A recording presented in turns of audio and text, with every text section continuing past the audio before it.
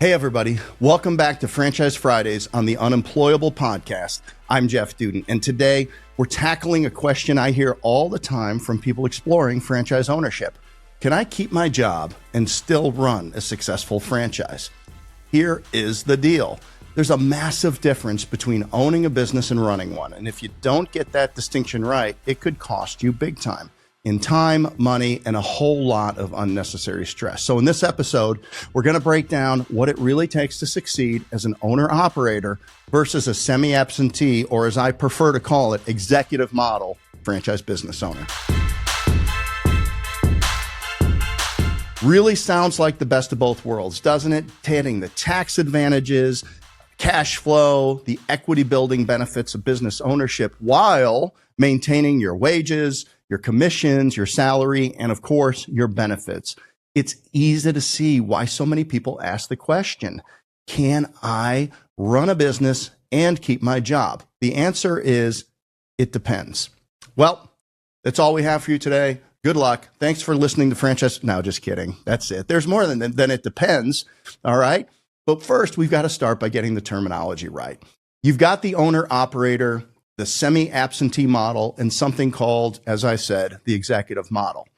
The owner-operator, this is obvious. This is your baby. You are the face of the business.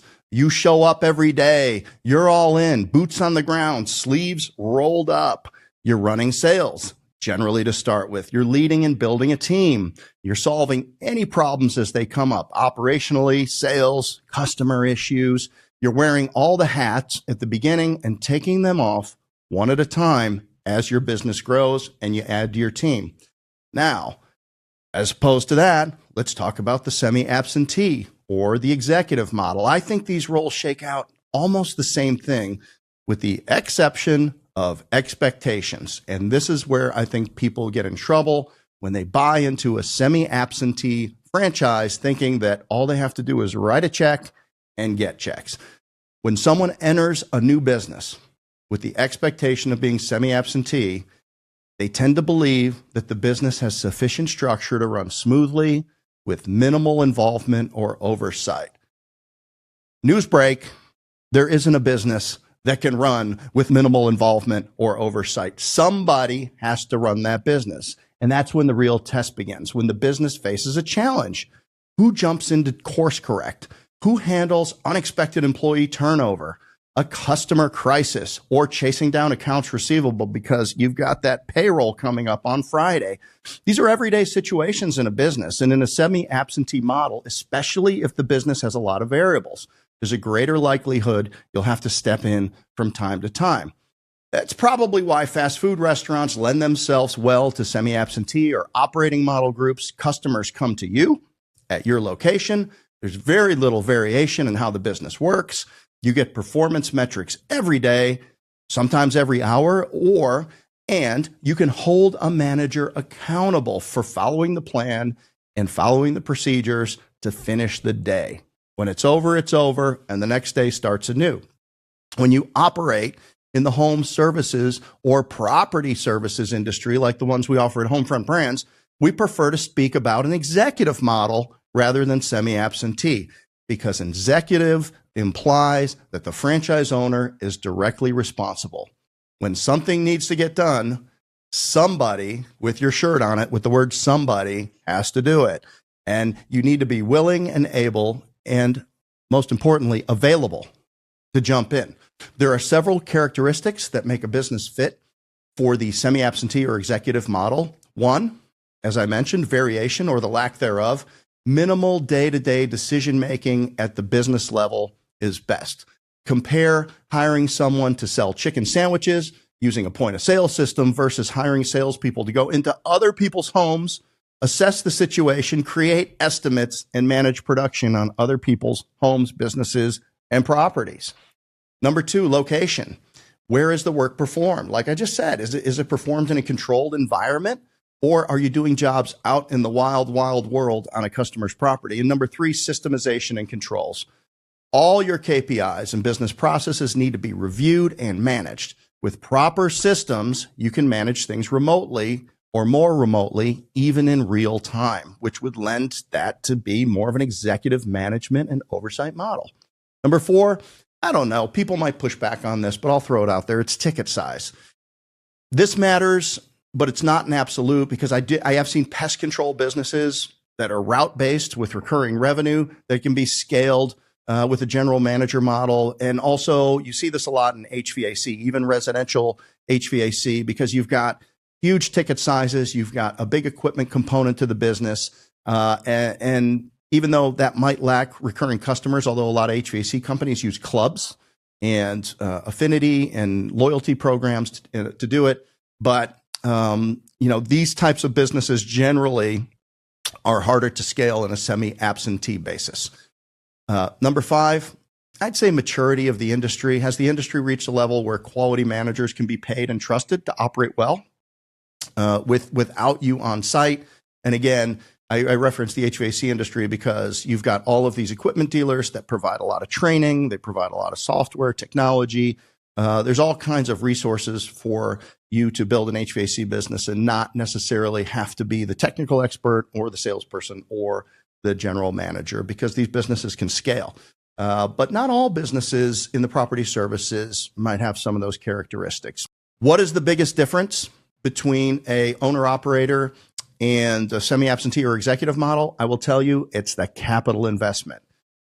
Nobody, and I mean nobody, is going to look after your money and efficiency of the business as well as you will if it's your checkbook and your name on the line and you're in it every day as an owner-operator. You'll likely be paying market rate salary, or if not above, to incentivize people to take full responsibility for the business. You might even have to incentivize them with equity. And that could delay your profitability because you're paying other people to do the things that you would be doing yourself and probably doing more efficiency with a little bit more focus and great intensity. And now you're creating a risk, if you're not close to the business, of key people leaving, especially salespeople that could walk out the door with relationships and key customers. You don't have privity with the staff, meaning they don't necessarily know who you are. You're not in a deep relationship with them. So if your team is more loyal to a manager who quits, you could be in a tough spot short term. So how do you decide which path to take? There's a few questions that you need to ask yourself. Number 1, do you have 15 hours a week to put into a business? Or do you have 40 hours a week or more to commit to the business? That's going to be an indicator. If you don't have the time, then and you have more money than time available, then you're probably going to need to look for a model that you can make the investment and do executive or semi-absentee. Are you even looking to quit your job? I mean, do you have a great career going, great benefits? You got some upside? And are you looking to keep that job and to build some sort of a side asset? That's a huge determinator. I mean, if you're not willing to own or operate and leave your job, then owner-operator is not for you.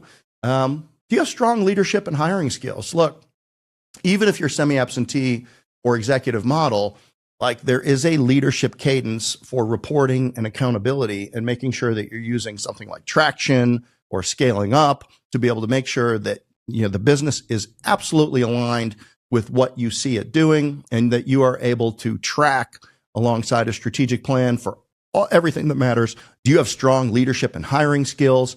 Because you are going to want to make sure that your executive team, whoever is running the business, is aligned with your vision for the business, with all of the things that matter, all of the KPIs, and that you are hitting the numbers necessary. So using something like traction, using something like scaling up is very important in terms of running a semi-absentee or executive model, because at the end of the day, there has to be an agreement and absolute clarity upon what the outcomes are supposed to be. And are you okay with a slower ramp up in exchange for a little bit more freedom and not having to be in the business? And finally, as we said, do you have the financial runway to do it? I mean, like you can do a lot with a little when you're got your hands on the controls of the business and you are taking the actions that need to get taken to make the business cash flow as quickly as possible versus hiring a whole team and paying them. But, a lot of times, I mean, that's how professional business builders do it. I mean, they don't get caught up in the business even from day one. They make sure that they have absolute clarity around the business plan. And then you go out and you hire all of the best people, the exact right people that have already proven that they're successful in the roles that you need them. And you will have a much greater chance of success. with your business in a short time. So if you are serious about building your future through franchising, I encourage you to head on over to homefrontbrands.com. We do have multiple franchise models, some perfect for owner operators. Others, look, we will consider executive owners in some of our brands, and we have had success with that. But there are requirements. We got to make sure that you are understanding what you're getting into and you're up to it and you can afford to do it. And don't forget, my book Discernment is available as a free download for podcast listeners all the time, every time. It's a decision-making framework for entrepreneurs.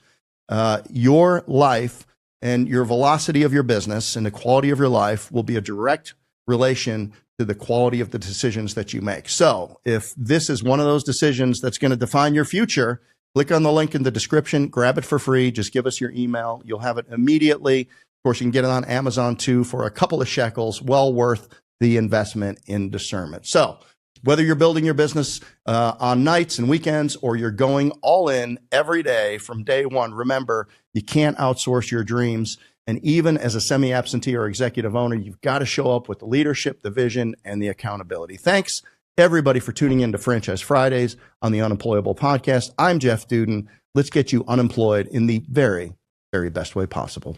Thanks for listening.